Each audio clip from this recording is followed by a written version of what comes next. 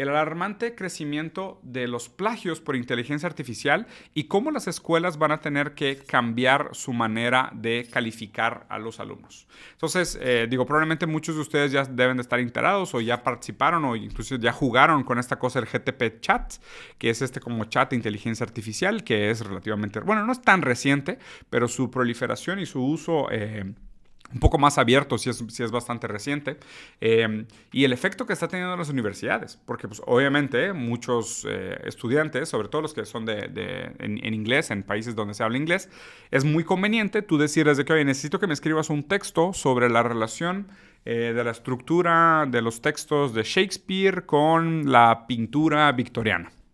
Y el chatbot, sin ningún problema, te puede escribir un gran artículo. De hecho, inclusive, ya están diciendo que los artículos escritos por el GPT Chat sacan arriba de 90. O sea, en promedio, si tú haces un buen prompt, o sea, si logras sacarle buen provecho al GPT, prompt es la frase que tú le pones para que produzca el artículo, ¿no? Dependiendo de la capacidad que tú tengas de producir una buena frase para el artículo, inteligencia artificial o este tipo de inteligencia artificial, que no es tal cual inteligencia artificial, es como, ahorita les explico mi idea de cómo funciona, mi simplificación de cómo funciona, pero ya está produciendo artículos que sacan arriba de 90, lo cual es, pues, no sé si interesante, preocupante o tal vez un poco los dos.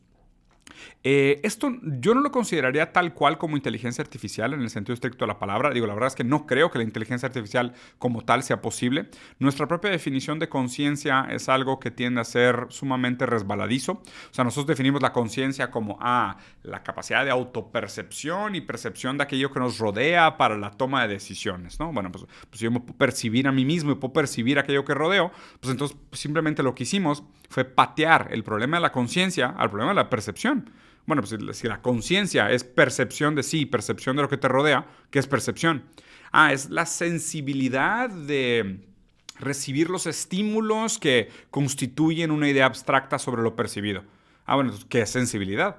¿Sabes? O sea, porque siento que, y esto ya lo platicaba Derrida, ¿no? En cómo nosotros acabamos buscando o escondiendo las mentiras dentro de las palabras y pateamos la responsabilidad de un punto arquimediano, de una verdad fundante, de una verdad que sea edificante. Esa verdad la pateamos hacia otras definiciones. Entonces definimos una palabra con otras y en el momento que te metes a investigar qué hay adentro de esa palabra, te das cuenta que hay otro agujero de verdad que simplemente lo que hace es patear el problema más adelante, ¿no? Entonces, como no hemos resuelto en muchos sentidos el problema de la conciencia, la idea de desarrollar una inteligencia como la nuestra sin entender lo que es la conciencia en sí, ya crea una serie de dificultades muy altas para decir tal cual esto es inteligencia artificial. Lo que esto sí es un buen mecanismo que encuentra relaciones y es excelente, extraordinario, encontrando patrones, ¿no? Patrones de correlación entre palabras, correlación entre textos, correlación entre autores, datos, hechos históricos, indicadores, en fin, gráficas.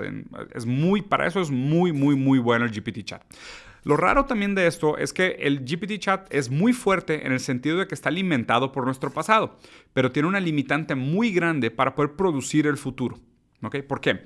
Porque vamos a suponer uno de los escritores más raros de la historia, que es Guattari, Félix Guattari, que era el que escribía con Gilles Deleuze. Deleuze y Guattari fueron los que escribieron Mil Mesetas, Antiedipo, en fin, estos libros muy complicados sobre antipsicoanálisis, ¿no?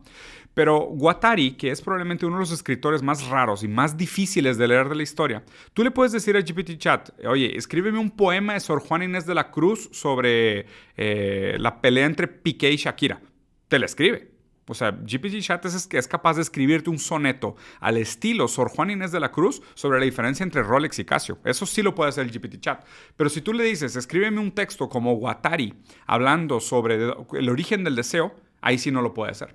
Eso no lo puede hacer el algoritmo porque no hay suficientes patrones repetitivos en el estilo de Guattari para hacer esto. Entonces, bueno, ¿Qué es la escritura y cómo se relaciona la escritura con el hecho de que ahora estamos entrando a un paradigma donde probablemente escribir ya no va a ser un talento tan necesario, sino que va a ser un talento tercerizado? ¿Okay? Entonces aquí entra el primer detalle que se me hace interesante de este surgimiento de la inteligencia artificial en estos modelos de chats y que puedas tener conversaciones con estos robots. El primer caso es que nosotros cuando aprendemos a escribir, no es que aprendamos a escribir per se, sino que lo que aprendemos a hacer es estructurar nuestras ideas de una manera formal, que sea elocuente, que sea entretenido y que tenga un orden, que tenga una lógica interna, que sea sintético en lo que está tratando de presentar y que tenga rigor de alguna manera en llevar en serio los argumentos que se necesitan para llegar a una conclusión, ¿no? Lo que hacemos nosotros al escribir, por ejemplo, un ensayo de 5 párrafos, que es el formato tradicional, es un párrafo de introducción, después argumento A, argumento B, argumento C y conclusión, ¿no? Ese formato de párrafo de texto de 5 párrafos es una de las cosas que se aprende básicamente en la escuela.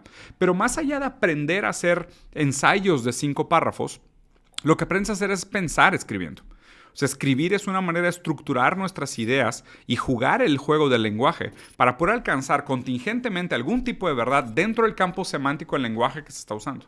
¿Okay? Cuando nosotros empezamos a tercerizar la capacidad de escribir, lo que hacemos también es perder un poco esa inteligencia que ven implícita en aprender a escribir, o en saber escribir, o en tener un estilo literario propio. Yo probablemente escribo con muchos errores seguramente, pero tengo una manera de escribir, que es mi manera de escribir. O sea, la gente ya lee mis libros y dice, bueno, parece que estoy platicando contigo, porque la manera como escribo es la manera también como estructuro mis pensamientos, estructuro mis ideas, ¿no? Con el surgimiento de GPT Chat y este tipo de cosas, seguramente va a haber un gran porcentaje de la población estudiantil que no va a aprender a escribir de la misma manera. Entonces aquí entramos un poco al paradigma de, bueno, a lo mejor nuestros ancestros fueron creados por el campo de las pinturas rupestres, ¿no? Después de eso hubo todo un paradigma, una generación que fue creada o tenía mente de canciones. Y después hubo una generación que tuvo mente de libros. Y después hubo una generación que tuvo mente de fotos. Y ahora probablemente estamos en una generación que tiene mente de internet. Y seguramente la siguiente generación va a tener algo de machine learning o va a tener mente de machine learning, ¿no? En nuestra relación dialéctica con la tecnología. O sea, la tecnología, por más que está hecha para hacer cosas, nosotros hacemos la tecnología para hacer cosas, la tecnología nos hace cosas a nosotros. Nosotros acabamos siendo moldeados por la tecnología que nos permite actuar en el mundo o que medía nuestra relación con el mundo, siendo que pues, la tecnología de alguna forma o de otra siempre es el mensaje de otro medio anterior. Entonces, por más que nosotros creamos el GPT Chat para algunas funciones, se usó para esas funciones para las que los habíamos pensado, tal vez, pero también se usa para muchas otras cosas con las cuales originalmente no se había concebido.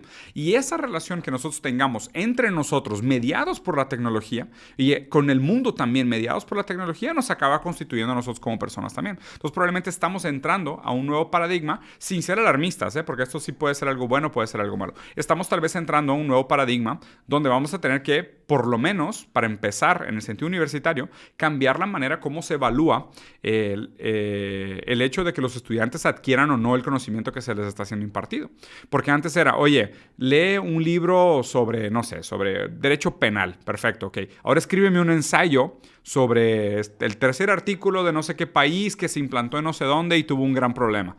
Bueno, pues le puedes decir al GPT Chat que te lo escriba. Ya no necesitas escribirlo tú. Entonces, ¿qué vamos a hacer? Vamos a volver a los ensayos escritos a mano, enfrente de los profesores, en vivo, lo cual generaría una serie de otras ineficiencias y probablemente encarecería el sistema educativo, lo cual por eso no lo veo viable. O sea, porque